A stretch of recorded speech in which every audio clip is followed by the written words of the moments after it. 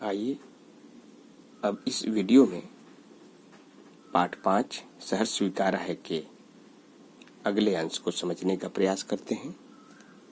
सचमुच मुझे दंड दो कि भूलूं मैं तुम्हें भूल जाने की। कवि जो है अपने किए पर पश्चाताप करना चाहता है, इसीलिए वह अपने लिए दंड का विधान बनाता है। दक्षिणी ध्रुवी अंधकारामावस्या वैसे भी हम जानते हैं कि ध्रुवों पर 6 महीने का दिन और 6 महीने की रात होती है।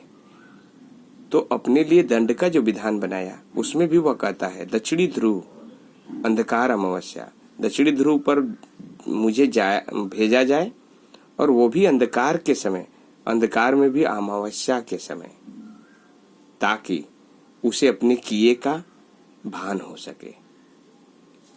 शरीर पर चेहरे पर अंतर में पालू में, कहते हैं कि जिसका प्रभाव शरीर पर भी हो चेहरे पर भी हो, अंतर यानी अंतःकरण हृदय में, पालू में, ताकि मेरी हृदय, मेरी आत्मा, मेरा शरीर सब कुछ इस बात का एहसास कर सके कि मैंने जो किया वह गलत था, भूलने की भूल करना गलत था, झेलू में उसी में नहालू में। इसलिए वह अपने लिए विधान करता है कि मेरे लिए इतने सारे कष्ट चारों तरफ से आ जाएं जिसे मैं झेलूं यानी सहन करूं, उसी में नहालू में, उसी में नहालू में मतलब पूरी तरह से मैं उसे आत्मसात कर लूं। और आगे कहते हैं, देखिए इसलिए क्यों ऐसा कहता है उसको वह साफ कर देना चाहता है। इसलिए कि तुमसे ही परिवेष्टित आच्छादित रहने का रमणीय उजेला, तुमसे ही परिवेष्टित माने घिरा हुआ, आच्छादित मीन्स ढका हुआ, रहने का रमणीय, रमणीय माने मनोरम, अच्छा, सुंदर, उजेला माने प्रकाश, यहाँ सुख की स्मृतियों के लिए है। कहते हैं मेरे जीवन में जो कुछ भी है वह तुम्हारे कारण है और मैं तुम्हारी यादों से चारों तरफ से घिरा हूं, घिरा ही नहीं ढका हुआ हूं। और मेरे जीवन में यह जो सुंदर क्षण आ पाए हैं वह तुम्हारे ही कारण है, और जिसके कारण ये सब है उसे ही मैं भूलना चाहता था।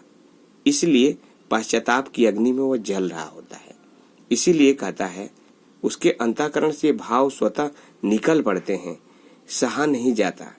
यानी जिसके कारण मेरा अस्तित्व है उसे मैं भूलने के बारे में सोच रहा था, तो वह कह रहा है कि यह जो स्थिति है वह सहन करने योग्य नहीं है, सहा नहीं जाता, नहीं सहा जाता। 2 बार रिपीट किया है, क्योंकि अब कहते हैं कि चाह के भी मैं उसे सहन नहीं कर पा रहा हूं। ममता के बादल की मंडराती कोमलता, कहता है ममत्व की उसकी वह जो भावना है वो चारों तरफ से मेरे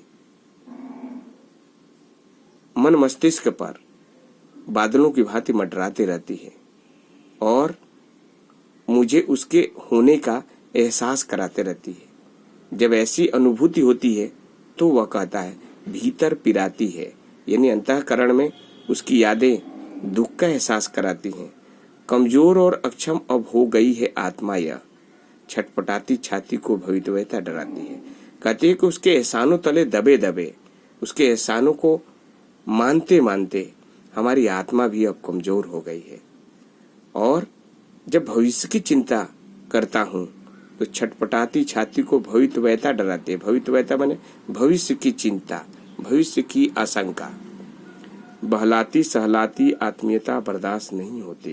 कहते हैं कि जब भी मैं विपरीत परिस्थितियों में रहा, उसका अपनापन, उसका अपनत्व का व्यवहार, हमारे दुख को कम करने का उसका जो स्वभाव था, जब उन क्षणों को मैं याद करता हूं तो वह कहता है बर्दाश्त नहीं होती है। और आगे कहते हैं, देखिए सचमुच मुझे दंड दो कि हो जाऊं पाताली अंधेरे की गुहाओं में, विवरों में, धुएं के बादलों में, बिल्कुल मैं लापता। कहते हैं कि मैं निश्चय ही दंड का भागी हूं और मुझे दंड मिलना चाहिए। इसलिए बार बार जब भी देखिए दंड का विधान बना है तो हम अंधेरी की तरफ भागते हैं, अंधेरे को ही अपना साथी मानने लगते हैं। यहाँ कवि भी ऐसा ही कर रहा है। एक बार जहां ध्रुवों पर जाने की बात किया, जहां 6 महीने का अंधकार होता है, वहीं पर पाताल में जाने की बात कर रहा है, जहां अंधकार ही अंधकार है। पाताली अंधेरे की गुहाओं में, विवरों में छेद को कहा जाता है, धुएं के बादलों में बिल्कुल मैं लापता। लापता कि वहां भी तो तुम्हारा ही सहारा। कहते कि लापता कैसे हो सकता, क्योंकि धुएं के बादलों में भी, धुएं में भी उसका स्मरण हो आएगा, उसकी स्मृतियां हमारे साथ होंगी। इसलिए कि जो कुछ भी मेरा है वो मानता है कि अब मेरा जो कुछ भी है, या मेरा जो होता सा लगता है, देखिए संभावनाओं की असीमित भावना को व्यक्त करता है कि मेरा जो होता सा लगता है कि मेरा हो जाएगा, होता सा संभव है कि आने वाले दिनों में वह संभव है कि मेरा हो जाएगा। सभी वह तुम्हारे ही कारण के कार्यों का घेरा है, तुम्हारे ही कारण हो पाएगा, इसको वह मानता है। कार्यों का वैभव है, वैभव माने खजाना। अब तक तो जिंदगी में जो कुछ था, मानता है कि मेरे जीवन में अब तक जो कुछ था, जो कुछ है, वह वर्तमान स्थिति को बताता है कि जो कुछ भी मैं बन पाया हूँ, जो कुछ भी अर्जित कर पाया हूँ, सहर्ष स्वीकारा है। इसलिए कि जो कुछ भी मेरा है वह तुम्हें प्यारा है और तुम मुझे प्यारे हो, इसलिए तुम्हारे कारण सब कुछ स्वीकार करना मेरे लिए भी सहज है। तो ये भाव थे इस कविता के। उम्मीद है समझ गए होंगे। धन्यवाद।